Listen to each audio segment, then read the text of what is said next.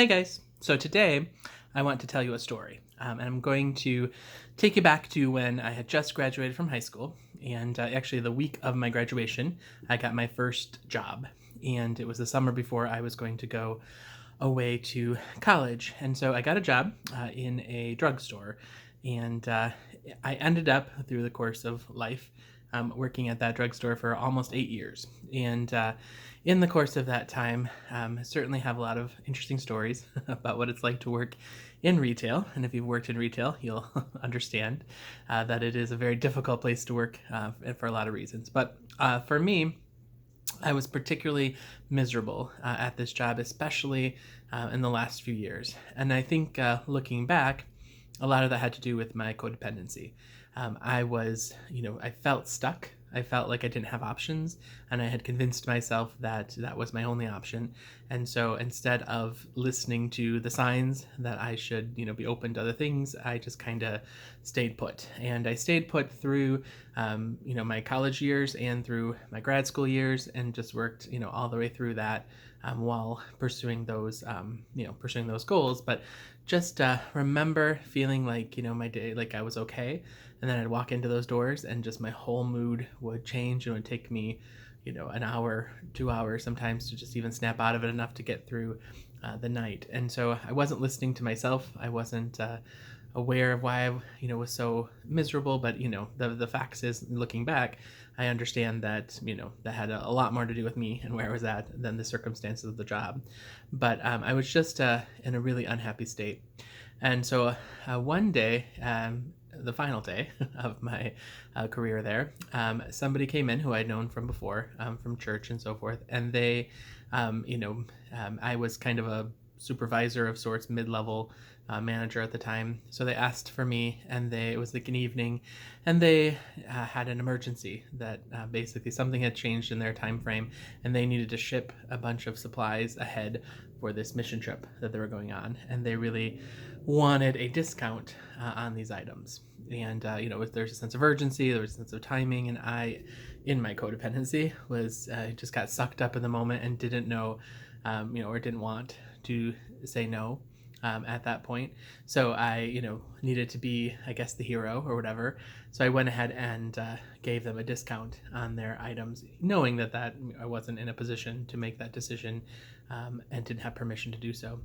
Right after that, I became, instantly, like in that moment, even just, full of regret, and just knew that I had made a huge mistake. So I instantly sort of came forward and just was like, hey, I did this. And anyway, it led to me getting fired from my job. And I think, as I look at it back, I think there was some self sabotage of it involved as well. I think I knew on some level that I was never going to just leave. So I think on some level, I kind of was responsible for that on maybe a semi-intentional way also. But either way, it was a mistake that I made, and there was a big consequence to that. And the next year or so, I wasn't working. I was living off credit cards basically, and just miserable and depressed.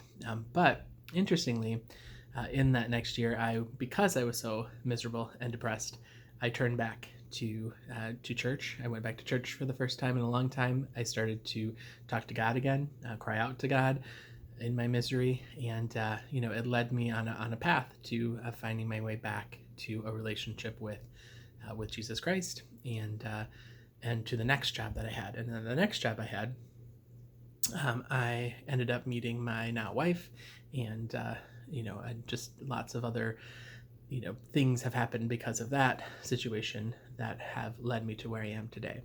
And so my point in all of this story is that for me, there was a long time when I would have looked at that situation with only regret and only think about, well, what if I hadn't done this?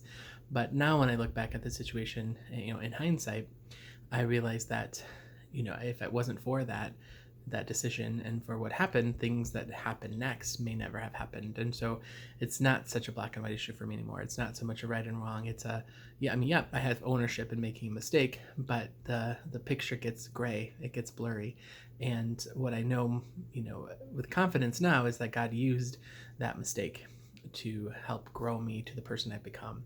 And I get really kind of emotional about that. And so it just makes it so much harder to look back and wish I hadn't done that, because if I hadn't done that, what good thing wouldn't have come, later, as a result of some of the bad things that have happened.